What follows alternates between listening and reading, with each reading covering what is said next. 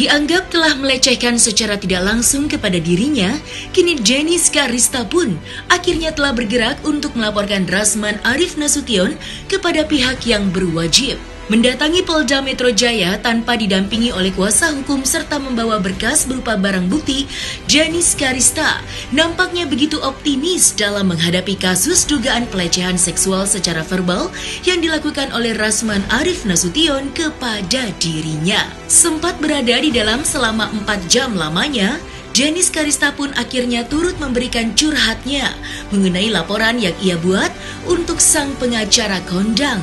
Lantas, seperti apakah penjelasan Jenis mengenai laporan yang ia buat untuk Rasman Arif Nasution? Melaporkan Bang Rasman dong, siapa lagi?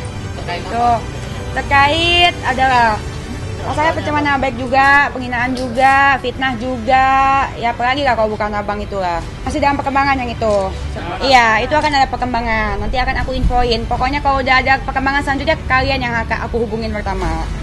Rasman dalam oke. Berapa lama tuh aku di dalam? Lama ya? 3 jam loh, 4 jam loh. Tanya-tanya, terus sama ngasih barang bukti apa aja, sama yang dia kan banyak tuh di Instagram media sendiri yang dia ngatain aku. Terus tulis tuh nama lengkap tuh dengan pinternya, namanya juga Bang Rasman ya. Ya pinter, udah ngatain saya secara lisan, terus ditulis ya udah semangat ya Bang. Ade udah nggak dukung abang lagi. Udah nggak ada lagi abangku sayang, udah nggak ada bercanda-bercanda karena seperti yang saya bilang, saya masih merasa dilecehkan terhadap postingan dia. Itu ya karena saya yakin polisi akan melakukan yang adil dan benar dan masih dompengin lawyer. Tadinya maunya Bang Rasman, cuman nggak jadi deh, Bang Rasmannya nggak mau. Nggak kan, emang itu. Tadi kan ada di IG-nya juga.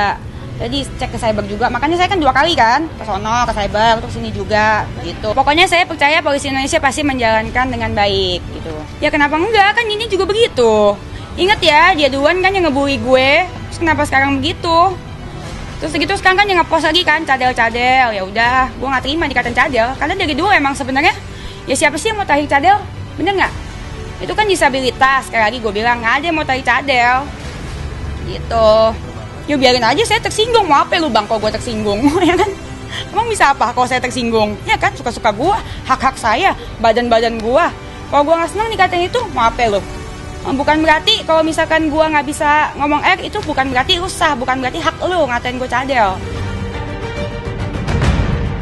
Adanya dugaan pelecehan seksual secara verbal yang diduga dilakukan oleh Rasman Arif Nasution kepada Jenis Karista, kini hal tersebut pun sempat memunculkan sebuah statement dari Rasman yang mana dirinya meminta agar Jenis tidak terlalu baper atas perkataan yang ia ucapkan. Dan tidak cukup sampai di situ, Rasman Arif Nasution mengaku justru akan bergerak untuk melaporkan Jenis atas kelakuan sang aktris yang dianggapnya tidak sopan kala mendatangi kantornya dengan berteriak memanggil namanya serta berteriak tuti alias tukang tipu. Dan seperti inilah pengakuan Rasman yang akan segera laporkan Jenis Karista ke pihak kepolisian. Besar seperti buah kelapa. Saya tidak suka, apalagi seperti buah pepaya. Saya sukanya mangga. Pakaian you can see, terus apa masalah? Ada orang pakaian you can see. You can see kan dapat aku lihat. You can see. You dapat dilihat. Terus besar seperti buah kelapa. Saya tidak suka, kepalanya besar. Saya tidak suka, apalagi buah pepaya. Saya suka buah mangga. Terus why not? What problem? Kok merasa dia? Justru saya yang mau melaporkan di Komnas HAM. Menjerit-jerit dia. Saya lagi preskon, ada bini saya, ada anak saya, ada satu lagi anak saya paling kecil. Jerit-jerit, abangku sayang, I love you, I need you. Kira-kira menurut kalian apa itu? Melecehkan nggak itu sama saya? Curiga orang, melakukan abang saya dari kampung. Kenapa kau dengan dia tuh? Jangan-jangan ada sesuatu tuh. Apa anak itu kenapa kayak gitu sama kau? Curiga orang. Saya mau laporkan dia, bukan dia laporin saya. Ya Allah, jangan kau baper, jangan baper ya. Kasihan kau. Makanya jangan sembarangan. Saya buat laporan polisi. Ini saya baru dapat laporan nih, katanya staf saya, katanya tadi Dennis ke kantor saya. Mana Gusti? Bang Asman bilang, bangun tidur dari tempat tidur bahas saya, baju pun you can see. Emang kenapa kalau misalkan gue pakai baju you can see? Ingat ya, pelecehan itu terjadi bukan karena baju, tapi karena otak lu sama tingkah laku lu. Lu melecehkan gue secara gestur, dan lu itu ngomong di publik, di tempat yang lu tahu lagi direkam saat preskon. Dan ingat, itu gue gak marah saat itu. Tapi saat mama gue nonton itu, emak gue marah sama gue. Dan emak gue, kasihan gue sama emak gue gak tega. Lu gak pantas bang, apalagi anda itu adalah pengacara yang harusnya jadi panutan, bukannya malah melecehkan wanita. Kalau misalkan ini dibiarin, menurut gue nanti akan ada jadi orang, jadi contoh yang tidak baik untuk publik. Jadi menurut gue, Bang Rasman harus dikasih efek jerak karena telah melecehkan kaum wanita. Cewek itu bukan buat dijadikan mencoba-coba untuk barang itu, buat bagian itu. Cewek itu bukan barang bang, wanita itu bukan barang, garis bawahi. Anda tidak boleh merendahkan wanita dan menganggap wanita itu sebagai barang. Bolehlah kita coba, emang kita apaan dicoba-coba? Kita coba siapa yang jago, kata dia, urusan yang itu gitu. Anda tahu semua kan konotasinya di mana? Di mana lagi kalau bukan maksud si abang diranjang. Abang jaga mulut abang. Abang itu merendahkan kita sebagai kaum wanita. Saya tidak bisa dicoba-coba dan saya nggak pernah dicoba-coba. Mama saya marah besar loh. Kasihan mama saya.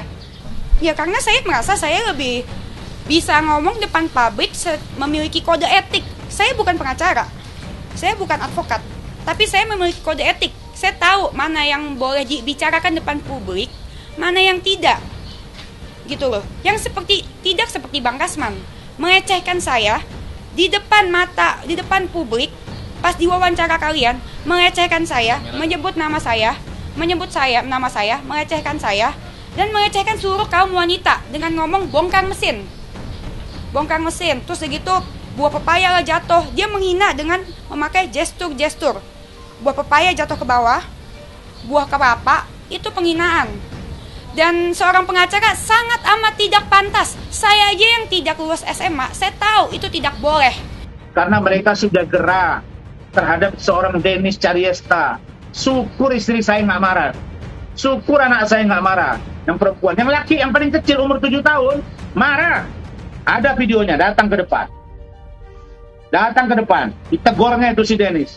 Dia bilang, maaf ya dek, ini kakak yang begini. Ada rekaman. Terus dia merasa, apa saya tidak dipermalukan?